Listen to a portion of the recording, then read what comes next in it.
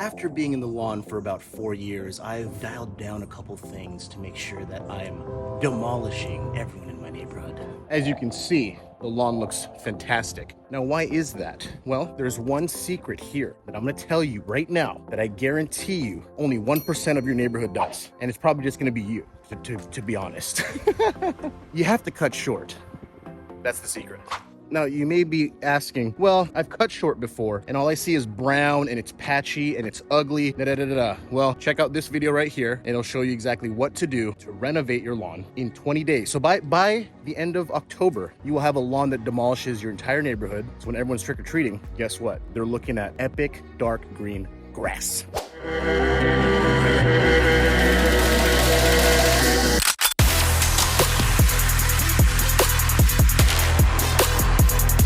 Now, what's considered short? Typically, your neighbor is going to be cutting maybe 2.5, 3 inches. I consider short 1.5 inches and below. I just renovated this from nothing, literally nothing, dirt. And so far, it's looking really good at around 1.5 to 1 inch. To maintain that's pretty simple. This is a California trimmer. It can go from 1.5 all the way down to pretty much nothing.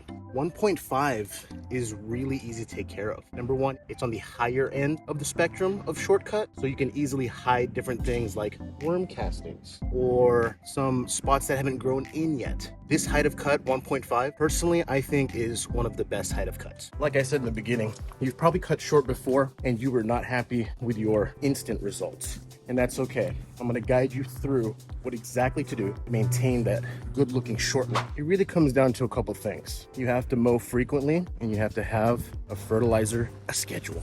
As long as you're on your game with fertilizer, it's going to maintain green. It's going to maintain being lush and thick. You have to have some fertilizer. Now, if you're just starting off, start off with some Milorganite, some Ironite. It provide nutrients as well as color. Iron's gonna provide that deep green color, and then you just maintain it from there. You also have to know your grass types. For instance, this is a tall fescue. It doesn't like being cut short.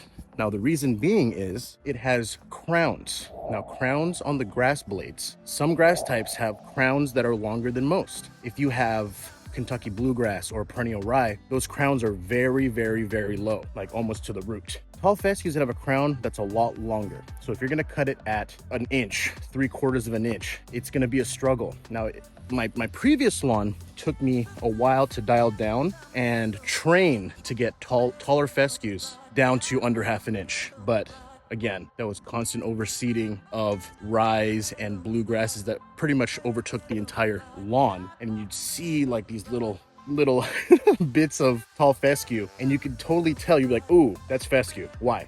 The crowns are showing. I hated it. So that's why the front now is all perennial rye. This, you're gonna cut taller. You're gonna cut it at like 3 inches, 4 inches, and it looks phenomenal. But having this in your front lawn, to me, it's not a flex. You're not stunning on people. So know your grass type, all right? Perennial rye, so this is cool season. Perennial rye, as well as Kentucky bluegrasses, can be cut super short. I'm talking even 1/4 inch if your lawn is level enough. This right here is bent grass.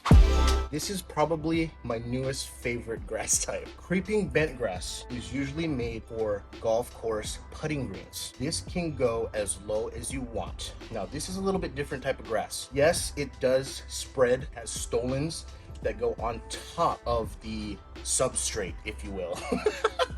That's aquarium talk. This right here, I'm cutting at 3 millimeter. I'm gonna go ahead and mow this real quick and show you how low we go. The reason why I have so much fun out here is because I have like every single grass type. I have the tallest, I have the shortest, and I have the shorter. As you can see here, that is shortcut turf. It's not turning brown, right? But you can cut this as low as you want and it recovers super nice. It's insane. I mean, look at this. Personally, I kind of want the whole front lawn to be creeping bent grass. That might be the move. Let me finish this up.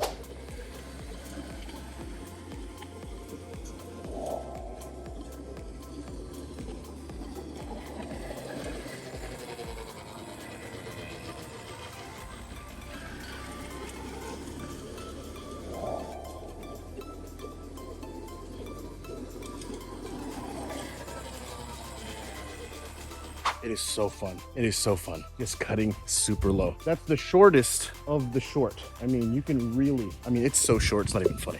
How do you maintain after cutting short, after fertilizing? Well, you have to cut frequently. Let's talk about that. Frequency of cut is everything. If you keep letting your grass grow out, it's gonna be darker at the top. The middle range is gonna be very light, and that's not what you're going for. The shortcut game is a game that's not meant for everyone. Yeah, you can cut short once, but then your grass is gonna suffer. But if you don't maintain it, you're not gonna have that nice, even, nice, short, nice, tight situation that you want. Frequency of cut is the number one thing. Me personally, I cut right now, since it's cool season grass and it's major growing season, I'm doing about every other day. Sometimes I'll go every day, but every other day is usually the best way to maintain shortcut grass. The bent grass is completely different. That's every day. If I don't do that every day, it gets kind of shaggy. It doesn't look good.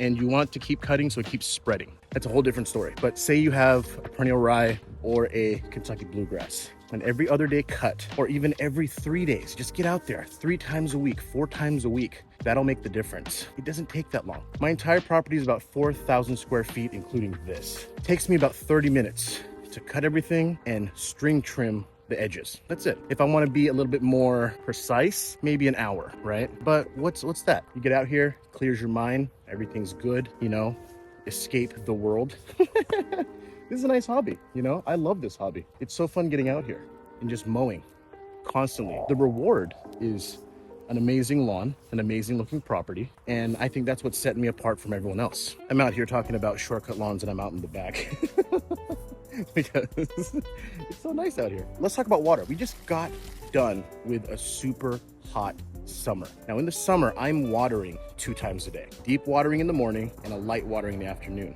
what I call syringing. But during the cool season growing spurt, I rely on rain. Rain is your friend during the cool season growing spurt. It's your friend. You can rely on rain to help keep your situation very moist. Now, me, I don't use a rain gauge. I use my eyes.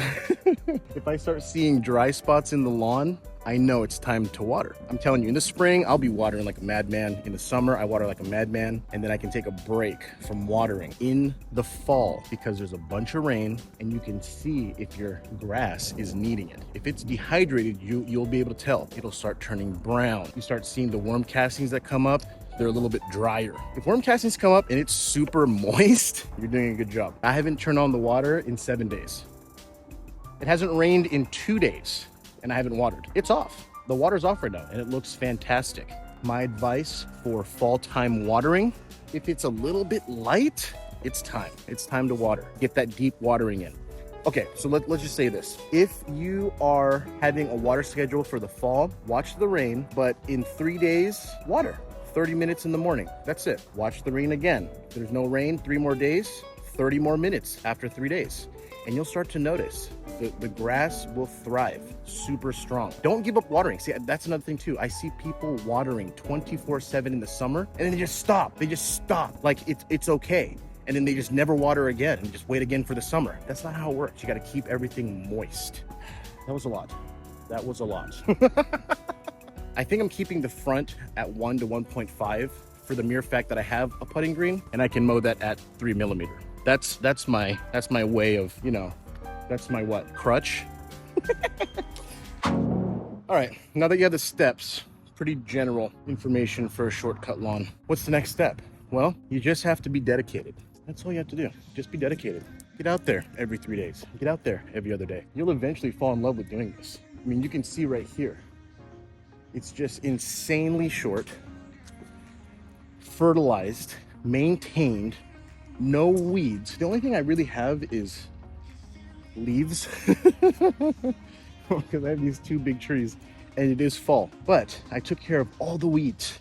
You only need to do that twice. Anyways, I can talk for years about how to maintain a nice short lawn, but this is the best way that I've figured out how, and it's pretty much those steps. There's nothing really too spectacular. You don't need a real mower. You can just use your mower now and cut super short. But at the end of the day, just get out there, have fun, and you see the results. It's a little bit taller for me. This is 1.5. This, before the reno, I was cutting at 1/2 inch, but I trained that tall fescue and combination of all the grasses to get really short. Yeah, you can see there's a difference. There's a major difference. Short, tight, and just demolishing everyone. I mean, look at that mane. Woo. At the end of the day, get out there, have fun, mow short. Start with cutting short first, fertilizing weekly, get that mowing frequency. You have a lawn like this in no time. Simple. But again, if you have just a horrible lawn, check out this video. It'll show you how to overseed. In 20 days, it'll be perfect. And then from there, do these steps and you're golden. You guys are the best. Thanks for watching. We'll catch you on the next video. Take it easy.